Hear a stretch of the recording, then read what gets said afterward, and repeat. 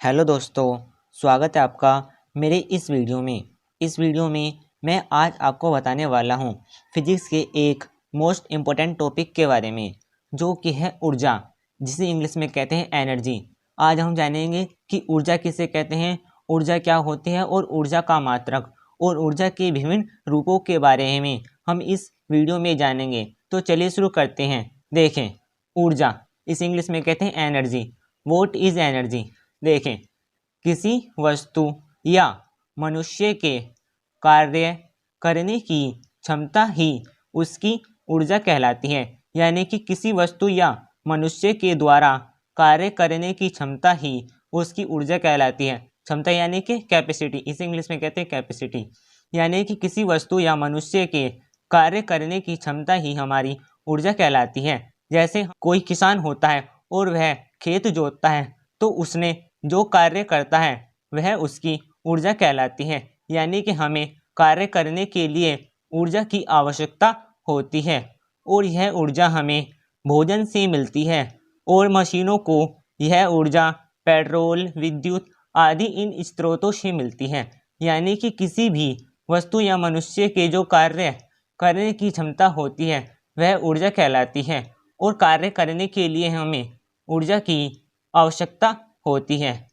तो फ्रेंड्स, ऊर्जा बराबर हो जाती है कार्य करने की क्षमता, अर्थात ऊर्जा बराबर किया गया कार्य। यानी कि किसी वस्तु या मनुष्य के द्वारा जो कार्य किया जाता है वह ऊर्जा कहलाती है। तो ऊर्जा बराबर हो जाएगा हमारा किया गया कार्य। अब हम देखेंगे ऊर्जा का मात्रक। तो देखें, तो फ्रेंड्स, अब आता है हमारा ऊर्जा का मात्रक, यानी कि यूनिट्स ऑफ एनर्जी। तो देखें, ऊर्जा का ऐसा ही मात्रक होता है जूल।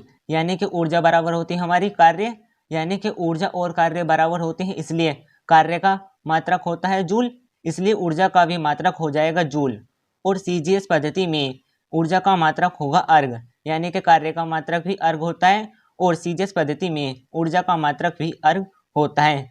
आप इसे एक ट्रिक से याद कर सकते हैं। यानी कि कार्य का मात्रक होता है जूल, तो कार्य करते समय हमें जल पीना चाहिए, तो इससे हो जाएगा जूल। यानी कि कार्य करते समय हमें जल पीना चाहिए, तो कार्य का मात्रक हो जाएगा जूल, और इसी तरह ऊर्जा का मात्रक भी होगा जूल।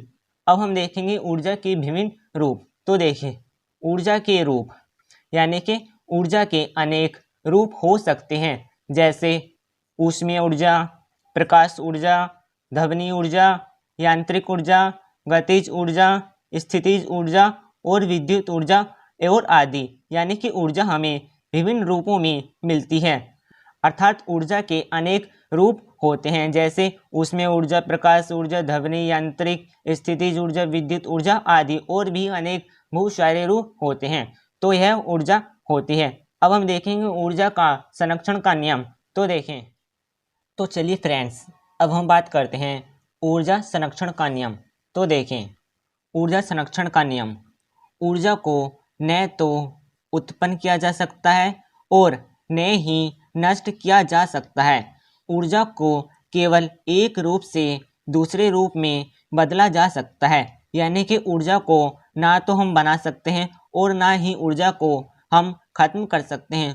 ऊर्जा को केवल एक रूप से दूसरे रूप में बदला जा सकता है। यानी कि जो हमारी ऊर्जा होती है उसे ना तो हम खत्म कर सकते हैं और ना ही उसे हम बना सकते हैं, उसे केवल हम एक रूप से दूसरे रूप में परिवर्तित कर सकते हैं। अब हम देखेंगे ऊर्जा संरक्षण के नियम के उदाहरण। तो देखिए फ्रेंड्स, अब आते हैं हमारे ऊर्जा संरक्षण के नियम के आधार पर कुछ महत्वपूर्ण एग्जाम्पल। तो देखें, ऊर्जा का एक रूप से दूसरे रूप में बदलना।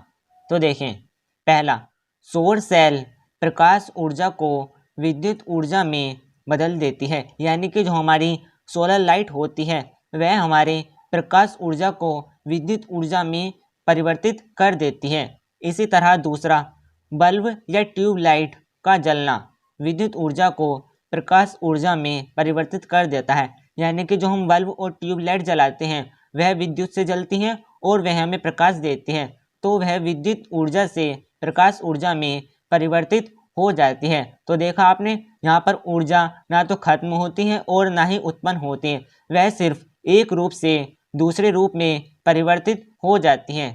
इसी तरह हमारा तीसरा एग्जाम्पल, सितार यांत्रिक ऊर्जा को ध्वनि ऊर्जा में परिवर्तित कर देता है। यानी कि जो सितार होता है वह यांत्रिक ऊर्जा को ध्वनि ऊर्जा में बदल देता है।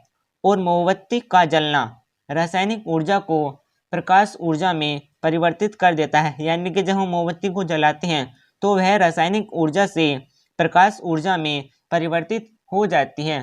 तो यह ऊर्जा के एग्जाम्पल थे, आपको समझ में आ गए होंगे। तो ऊर्जा क्या होती है? ऊर्जा मनुष्य या किसी वस्तु के कार्य करने की क्षमता ही ऊर्जा कहलाती है और हमें कार्य करने के लिए ऊर्जा की अति आवश्यकता होती है। तो आपको ऊर्जा के बारे में समझ में आ गया होगा, ऊर्जा की परिभाषा, ऊर्जा का मात्रक और ऊर्जा के एग्जाम्पल।